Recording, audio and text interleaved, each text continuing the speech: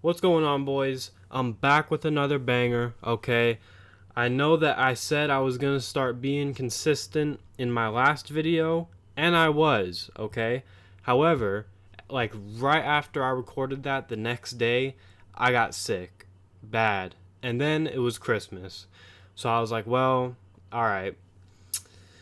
But I'm back now, okay, and I'm gonna be consistent, okay. I hope that the mic quality sounds better. Over Christmas, I got a new microphone. Your boy upgraded to the Blue Yeti from the Blue Snowball.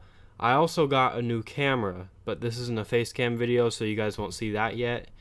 But yeah, upgrades are here. Okay, I've been talking about them for a while, but yeah, the quality is gonna get better.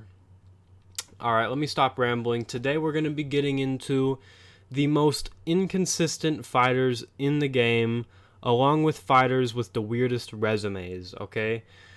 What I mean by that is an inconsistent fighter is the type of fighter to knock out John Jones in 12 seconds and then lose to Kron Gracie via KO in the next fight, okay?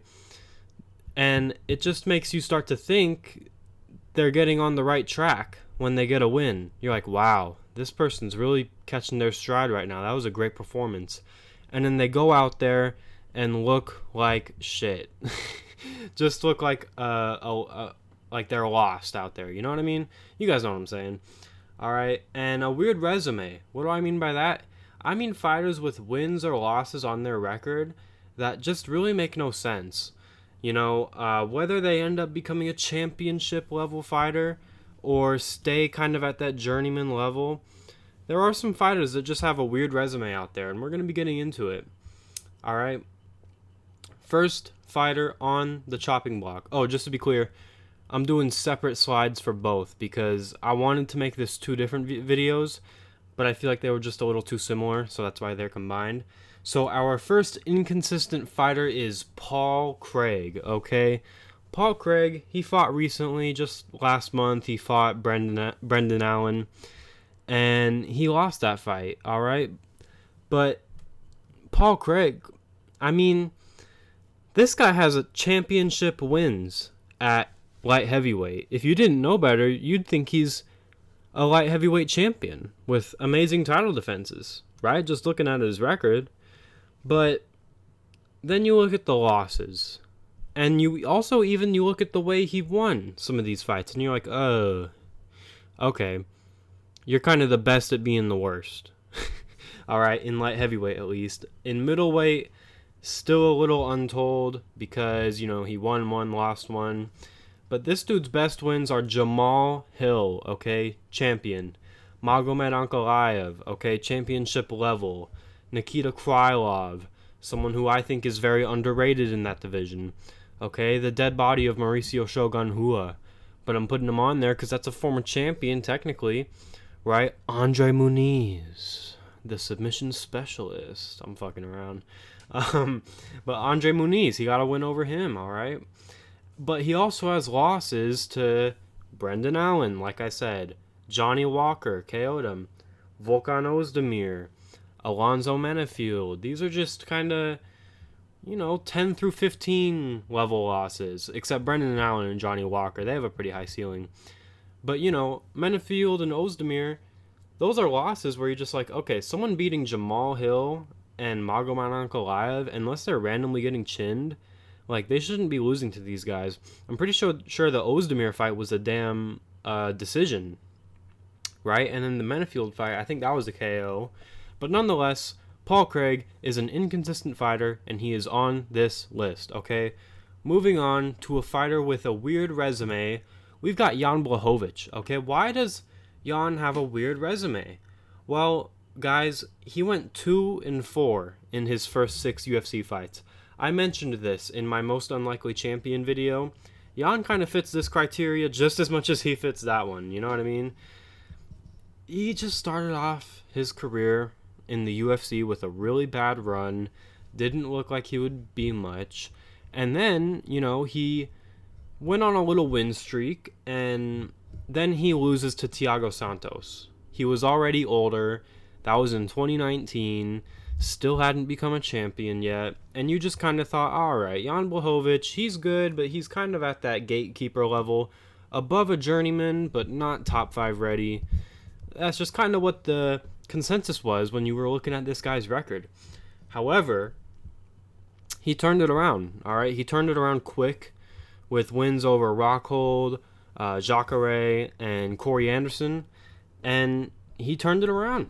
Like I said, he became a champion. He beat Dominic Reyes.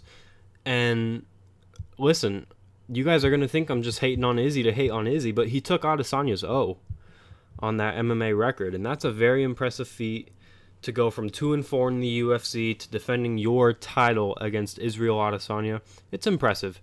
All right, we look at his best wins. Fuck, keep it rolling. Israel Adesanya, Luke Rockhold, Dominic Reyes, Jared Cannonier, Nikita Krylov. All right, and you look at the losses, and you've got Glover Teixeira, Alex Pereira, Thiago Santos. The Santos one didn't age well, fair enough. The Pereira one has aged pretty well. He won the belt in his next fight.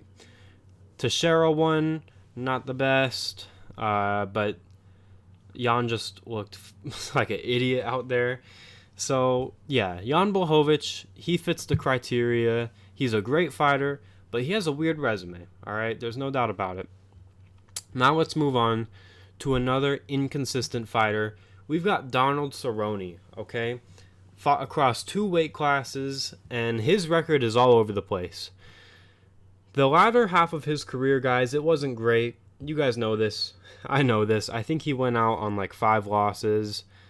He had a draw in there somewhere that got overturned. But back in the day, he simply couldn't stay consistent. Now, yes, he had good win streaks, but he could never get himself into that title picture. Of course, he had title shots, but y'all get what I'm saying, man. He has wins over Charles Oliveira, Edson Barboza, Eddie Alvarez, Benson Henderson, Jim Miller. All right, the Miller one is kind of not the greatest win maybe, but all right, he's got losses to Jim Miller, who he also has a win to, so it kind of cancels out. But then he's got losses to Alex Morano, Anthony Pettis, Conor McGregor, Justin Gaethje, Tony Ferguson. Okay, I'm just going over his last few losses, but he has many other losses in his career. No shame. A lot of those are elite fighters, but he's an inconsistent fighter, all right? To have a win over Charles Oliveira and then lose to Alex Morano, y'all get what I'm saying. I was about to say Jim Miller, but Jim Miller also has a win over Oliveira, interestingly enough. But yeah, inconsistent fighter. Donald Cerrone fits the criteria. He's in this video, all right? Moving on to a weird resume, we've got Clay Guida, okay? Clay Guida. Been around forever, has a few really fun classic fights, also has some really stinky losses. But he also has wins over former champions, all right? He has wins over Michael Johnson. Okay, BJ Penn, that's a former 2-division champion. Sure, he was on a slide, but Clay Guida beat him. All right, Anthony Pettis, former lightweight champion. Rafael Dos Anjos, who went on to be a lightweight champion. Nate Diaz, Josh Thompson, those guys are contenders at the time. Clay Guida has beaten all of those guys. I mean, that's insane. Just looking at that and then thinking of who Clay Guida is, it really is funny. Right? Like, that's why I wanted to make this video. You think of Clay Guida, journeyman, win some, lose some. Oh, but he has a win over Anthony Pettis and RDA. And you're like, what the fuck? Right? So it's just interesting. He has losses to... these are his last 3, okay? Joaquim Silva, Rafa Garcia, Claudio Puelles, and just a ton of losses that I can't list. I think he has over 20 losses. I'm not saying that to shit on the guy, but that's his record. All right, but I like Clay Guida. He actually looked good in the Silva fight that he had recently. And, yeah, Clay Guida, shout out to Clay Guida. His alias is The Carpenter. I'm a fucking carpenter, so that's the shit. All right, moving on to a guy who is inconsistent. We got Derek Lewis, okay, the only heavyweight on this list. I feel like a lot of heavyweights can kind of fit this criteria, but Derek Lewis is the most high-profile one, so that's why I went with him. And you just never really know which Lewis is going to show up, okay? We're just going to go over this year alone. He got subbed in the first round, okay? Then he lands a 30-second flying knee and gets a finish. And then he gets his first decision lost against a grappler who's arguably better than the guy that subbed him earlier this year. You know what I mean? It's just a really inconsistent, funny resume. His resume is funny to look at because he has wins over Curtis Blades, Alexander Volkov. I don't care if he was losing those fights until he wasn't. He won them, right? A win over Francis Ngannou in maybe one of the worst fights ever, but he has a win over him on paper by decision. Not a fluke. You know what I mean? And Marcin Tybura, who's also a ranked guy, so I put him in there. Does he have losses? Yes. Simple answer, yes. But Derek Lewis is such a funny character that he's not going to go anywhere. And actually, when you look at his record, he has so many wins, and a lot of ranked wins too. And you're like, wow, you could justify Derek Lewis being like top 5 in the division. You know what I mean? It's just his losses which bring him down. And I bet you if Derek Lewis took his career more serious earlier, shit, man, he probably could have became a champion. All right, seriously. You know, if he threw that flying knee against DC, champion, right? So Derek Lewis, a fan favorite, a fun fighter. We all like Derek Lewis. Inconsistent as hell, so he's on the list. All right, weird resume, Jared Cannonier. I really like Jared Cannonier, but he has a weird record, right? Because he's fought across 3 divisions. This guy has knockouts at heavyweight, light heavyweight, and middleweight. He's the first fighter to get a KO at all 3 weight classes. I'm pretty sure. I know McGregor said it was him, but it's actually Jared Cannonier. And if anyone else has done it, I'm sure you guys will let me know in the comments. So go ahead and do it. But yeah, he's fought in 3 weight divisions, and he lost to the 2020 trifecta of light heavyweights Dark Age, the post-Jones era, right? He has wins over Marvin Vettori, maybe not the best win. Sean Strickland, that's probably his best win. Close fight, but a win on paper. Derek Brunson, he finished him. Kelvin Gastelum, Jack Hermanson, who I'm pretty sure he finished. He also has losses to Israel Adesanya, right?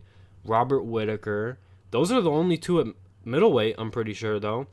And then here's that 2020 trifecta, right? Dominic Reyes knocked him out. Jan Blachowicz, I think he lost a decision. A loss to Glover Teixeira, right?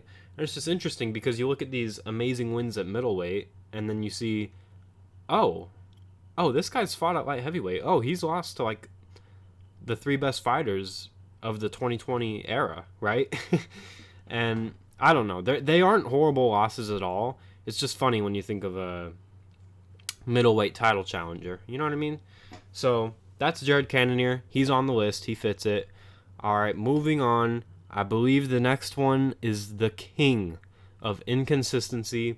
If you've been a fan for any amount of time, you should know where this is going. This man almost has an even record. All right, we're getting into the one and only Michael Johnson. Okay, if this is the personification of beating Ngannou and John Jones back to back and then losing to me and my tiny ass dog. You know what I mean? Michael Johnson would lose to me if I saw red, right? And then submit Cyril Gane faster than Jones type shit. So that's just how it is, right? His best wins are against Dustin Poirier, Edson Barboza, Tony Ferguson, Andre Fili. Okay, I was really reaching. And then his best win of all time against the GOAT, Artem Lobov, right? Amazing stuff here. Losses, 19 of them. 22 wins, 19 losses. Has a shit ton of losses, but it is what it is, all right? Michael Johnson king of inconsistency, and that's why he's last on the list. We saved the best for last. All right, guys, let me know who I miss. Let me know your thoughts on this video, and I got more videos on the way, okay? Like I said, guys, I got sick after last time I said that. So from here on out, things are going to get better, all right, for the channel. I'm going to pick it up again. I don't know why I've been slacking so much. I've just been a lazy, tired bitch. But it's all good, okay? I'm going to record over the weekend a few videos, and I'm hoping next week to have a Monday, Wednesday, Friday upload schedule. So yeah, I'll see you guys in those videos, and yeah, bye. Have a good one.